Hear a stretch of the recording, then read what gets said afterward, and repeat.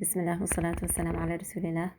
I wanted to share with everybody something that occurred to me just 5 minutes before Fajr, which was last night, which was the 27th night for us. And throughout the night, I was just trying to make sure I get and even share those things that I felt are important to do, what I call like fiqh hacks, right? And dua hacks, just get a lot in a little bit. SubhanAllah, right before Fajr time, it occurred to me, I remembered, وَجْهُكَ الْمَأْمُولِ حُجَّتُنَا يَوْمَ يَأْتِي النَّاسُ بِالْحُجَجِ. I remember that line that last year we got to know from the passing of Sina Muaz, rahimahullah, and from the bashair, the glad tidings that were coming to him from, dreams, mashallah, and things like that, being with the Prophet ﷺ. And I realized, subhanAllah, that line that came to me, when that line came to me, I realized it was like an ishara, an indicated suggestion, an indication that, all that what we're doing, the prayers that we do, the du'as that we do, that's not what you're dependent on. That's not what we're dependent on. I felt like rakbuna is like the group of people you're with. And, inshallah, may Allah subhanahu wa ta'ala make us of those, allow us to be with those we love, our Shaykh Samir al-Nas and, his family. And their group, that is their dhikr. وَجْهُكَ الْمَأْمُولُ حُجَّتُنَا يَوْمَ يَأْتِي النَّاسُ بِالْحُجَجِ, meaning your hopeful face is our hujjah, is our proof, our argument on the day that people bring their proofs. Meaning everybody's going to be like, let me get into Jannah, this is the prayer I did, this is the fasting I did, this is the dhikr I did, this dua I did. We're not bringing those. We're not bringing those. What we are bringing, the only thing we're bringing, is our hope in the one whose face will be hoped for, sallallahu alaihi wasallam, on that day.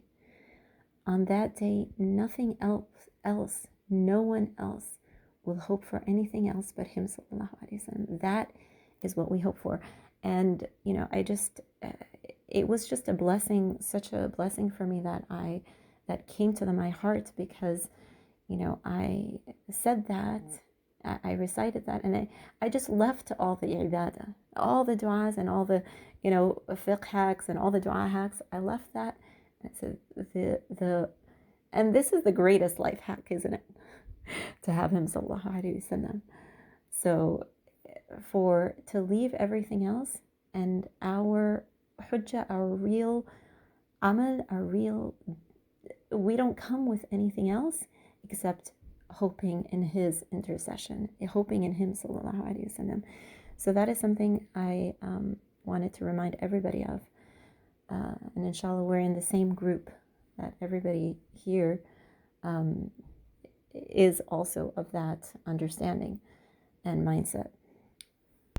But the other thing that came to my heart at the same time, which it didn't occur to me last year, subhanAllah, it did not occur to me during the time of his passing, and during the first time that we heard this line, وَجْهُكَ الْمَأْمُولُ حُجَّتُنَا, but it occurred to me last night, again, right before Fajr, the saying of Sayyidina Umar radiallahu anhu, that when he met, this is in Sahih Bukhari, that Abdullah bin Umar radiallahu anhuma, actually he said to the son of Abu Musa al-Ash'ari, Abu Burda, he says to him, he said, do you know what my father said to your father once? And he said, no. He said, my father said to your father, oh Abu Musa, will it please you that we will be rewarded for our conversion to Islam with Allah's Messenger, and our migration with him, and our jihad with him, and all our deeds which we did with him, that the deeds we did after his death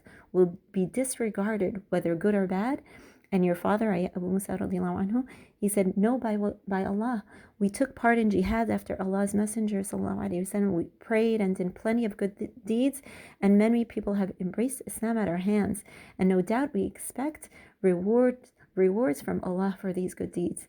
On that, my father, I see Umar radiallahu anhu, he said, as for myself, by him in whose hands Umar's soul is, I wish that the deeds done by us at the time of the Prophet ﷺ remain rewardable, and whatever we did after him, that we are saved equally, not for us nor against us.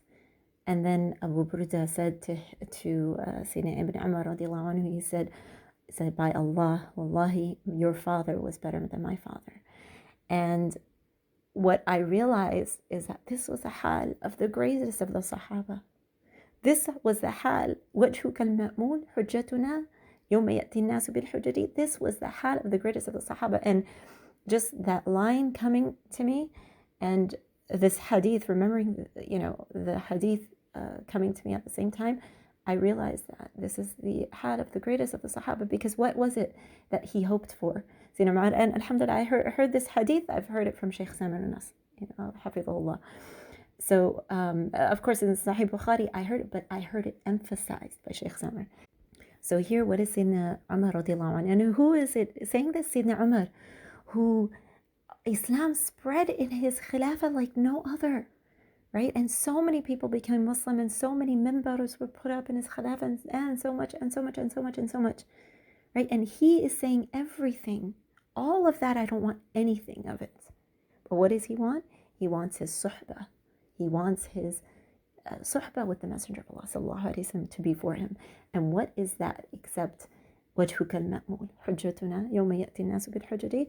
So I want to leave you with that, and just remember, everything that we did, everything that we do, it's not worthy. It's not worthy. The thing that we want to bring, the thing that we hope for, this is our Prophet sallallahu alaihi wasallam. May Allah subhanahu wa ta'ala grant us the attainment of that hope.